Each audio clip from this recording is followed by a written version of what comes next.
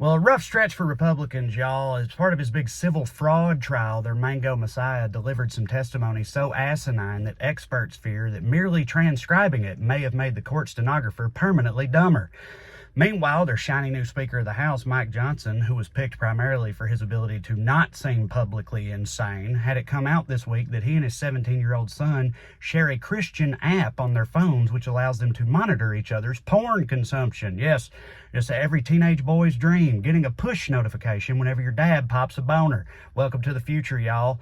Yeah, if MAGA Mike has his way with this country, the night sky would be illuminated with a Jesus signal every time a high schooler reaches for the Jergens. Make America great again.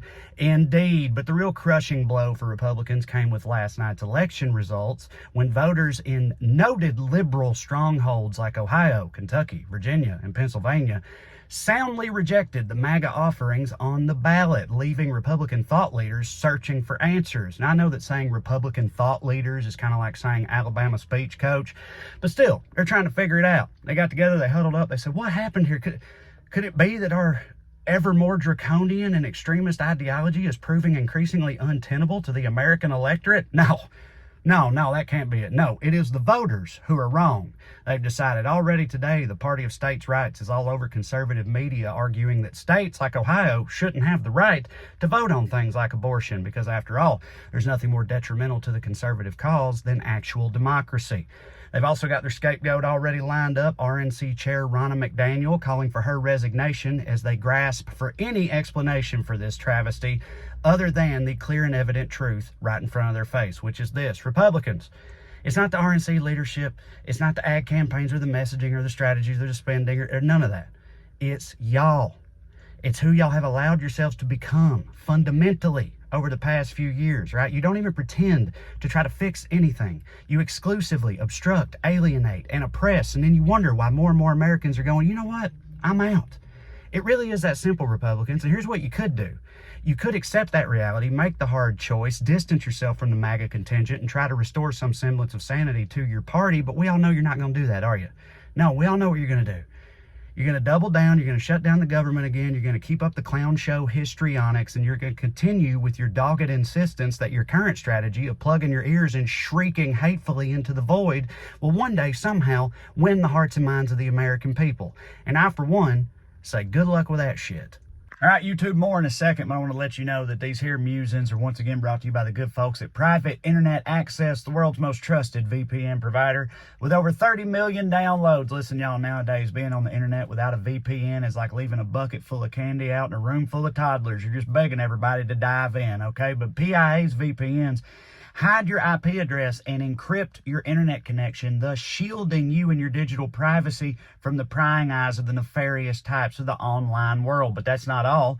PIA's VPNs can also make it appear as though you're logging on from any country on Earth, so you could try out that country's version of Netflix if you want to. Did you know that in other countries, Netflix offers different American shows than they do here? That's right, so that means using PIA's VPNs, you can watch The Office, Fargo, Rick and Morty, and many more of your favorite shows using Netflix. How rad is that?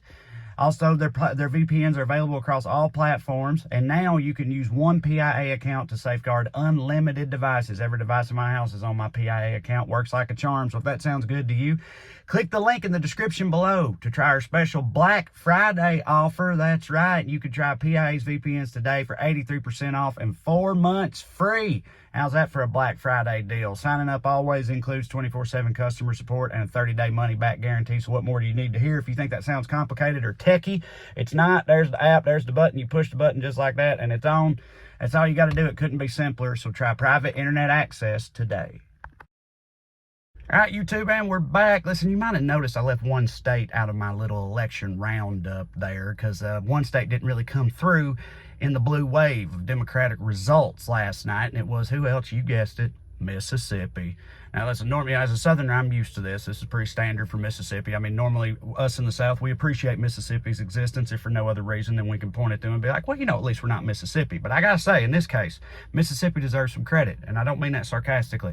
All right? Came close. God damn it. They call that a moral victory. All right? And as a Tennessee football fan, I'm very familiar with moral victories, and it does count for something. Okay? The fact that a Democratic candidate got as close as he did in a state like Mississippi, and how did he do it? Novel concept that Democrats nationally should take note of. stuff. He went around to people and showed them that he gave a shit, giving a shit. It's weird how that can reach people.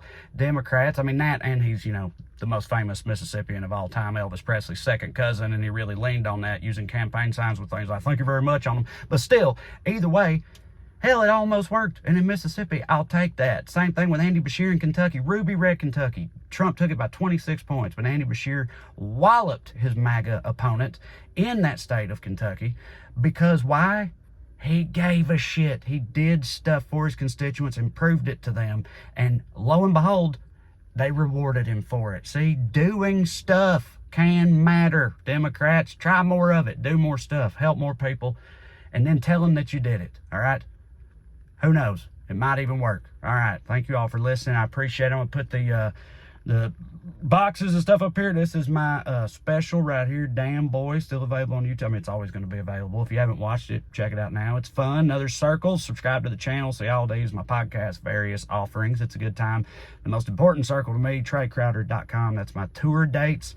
Come and see me on the road. Chicago, San Francisco, Nashville, all kinds, St. Louis, all kinds of places coming up in the near future. Come and see me. It's a good time. Okay. Also, I got a book on there, Around Here and Over Yonder, a travel guide with Corey Ryan Forrester. Very funny. Check it out. But the most important thing, you keep watching these silly little missives and I'll keep making them. I love you like chicken. See you. Bye.